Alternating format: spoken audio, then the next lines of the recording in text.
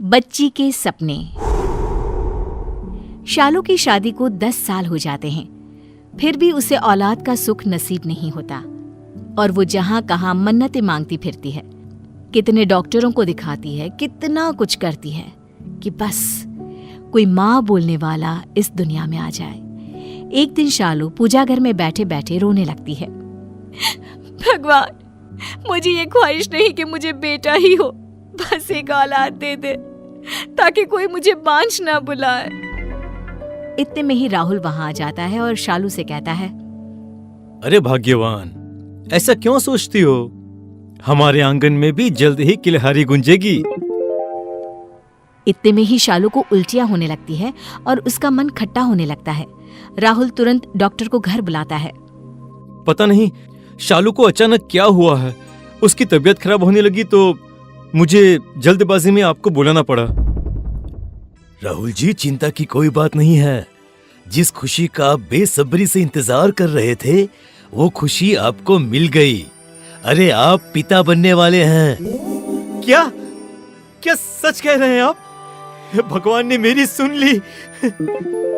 शालू और राहुल खुशी के मारे फूले नहीं समाते हैं और ये खुशखबरी पूरे मोहल्ले और अपने सारे रिश्तेदारों में भिजवाते हैं। मिठाइयाँ बांटते हैं।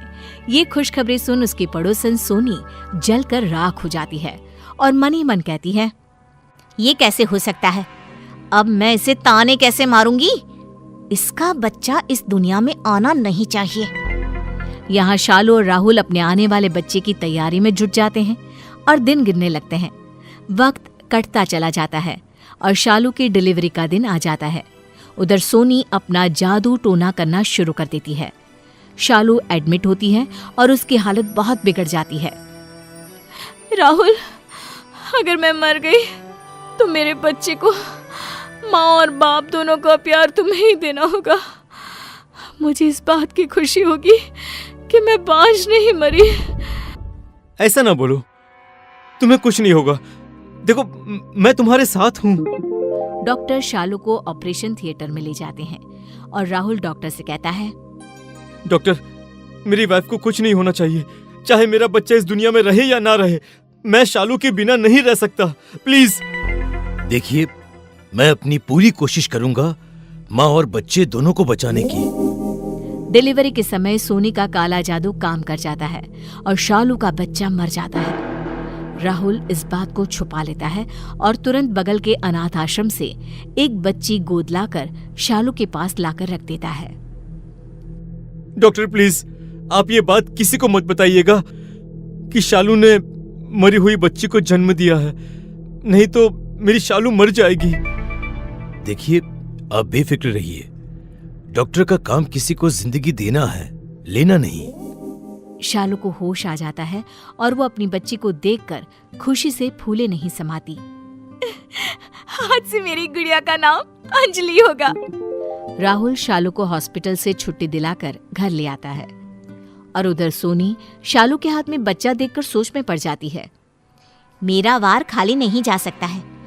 इस दुनिया में आ तो गई है, लेकिन आगे नहीं बचेगी। सोनी अपनी तंत्र विद्या करने लगती है। इधर शालू अंजलि को पालने में लगी रहती है। अंजलि 10 साल की हो जाती है, लेकिन सोनी का एक भी जादू उस पर काम नहीं करता। एक दिन अंजलि को एक बहुत बुरा सपना आता है और वो चौंक उठती है। क्या हुआ मेरी बच्ची? तुझे इतने पसीने क्यों आ रहे हैं बेटा? मम्मा, मैंने एक बहुत बुरा सपना देखा। मैंने देखा कि मैं और मेरी दोस्त अंकिता स्कूल जा रहे हैं और स्कूल के सामने वाली गली में जो कुआं है ना, उसमें से एक भूत निकली और अंकिता को अपने साथ अंदर ले गई। अरे बेटा, तूने कोई डरावनी कहानी सुनी होगी, इसलिए तुम्हें ऐसा सपना आ गया।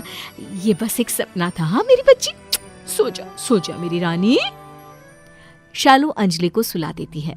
सुबह जब शालू स्कूल जाती है तब वही सब उसके साथ होने लगता है। कुएं के अंदर से एक बड़ी आंखों वाली एक भूतनी निकल कर आती है और अंकिता को अपने साथ ले जाती है। ये देख अंजलि बेहोश हो जाती है, लेकिन किसी से कुछ नहीं कहती। फिर कुछ दिनों के बाद अंजलि को एक सपना आता है। वो देखता है कि बगल का एक बच्चा उसी कुएं के पास खड़ा है और भूतनी उसे अंदर ले जा रही है। फिर वही सब होता है। लेकिन अंजलि चुप रह जाती है। अंजलि को यूं ही सपने आते रहते हैं। ये बात मैं किससे कहूँ? मेरी बात तो कोई मानेगा नहीं, लेकिन मुझे कुछ न कुछ तो करना होगा, नहीं तो ये भूतनी कितने लोगों को खा जाएगी। अंजलि अपने आप में गुम रहने लगती है।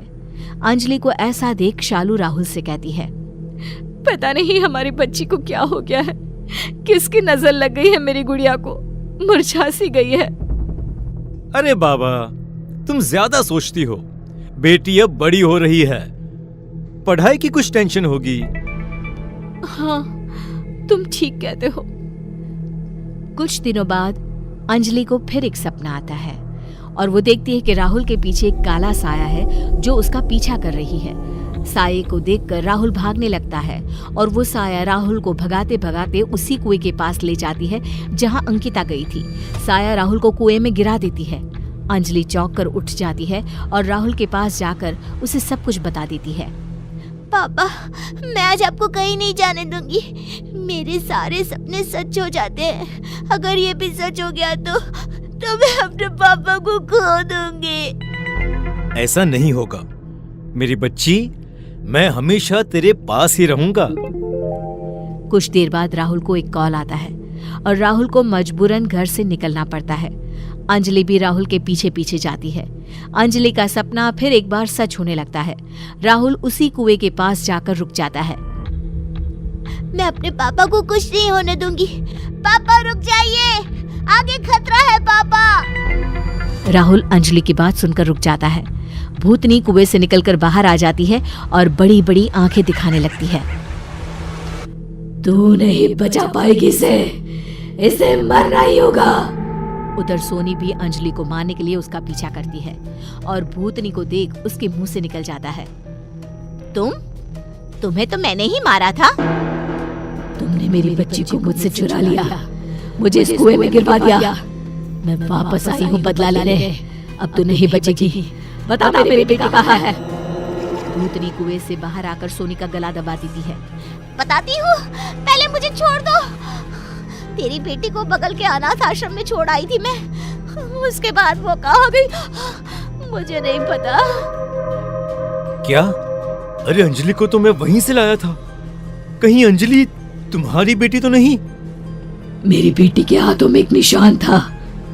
भूतनी अंजलि का हाथ देखती है और उसके हाथ पर भी वही निशान है जो निशान भूतनी के हाथ पर है। तुम मेरी बेटी है, मैं ही तेरी माँ हूँ। अच्छा, तो ये तेरी बेटी है, तभी मेरा कोई टोटका इस पर काम नहीं कर रहा था। माँ की तरह बेटी भी मोटी चमड़ी की है। सोनी अंजलि का गला दबाने लगती है। तभी भूतनी खूंखार बन सोनी का पेट फाड़ देती है और उसे कुएं में फेंक देती है। अंजलि रोने लगती है। मम्मा, आपने मुझे एक बार फिर नई जिंदगी दी है। मैं आपको इस तरह नहीं देख सकती हूँ। आप अब भगवान के पास चले जाइए। अंजलि रो रो कर भूतनी के गले लग जाती है और भूतनी मुक्त हो जाती है। राहुल उस कुएं को बंद करवा देता है।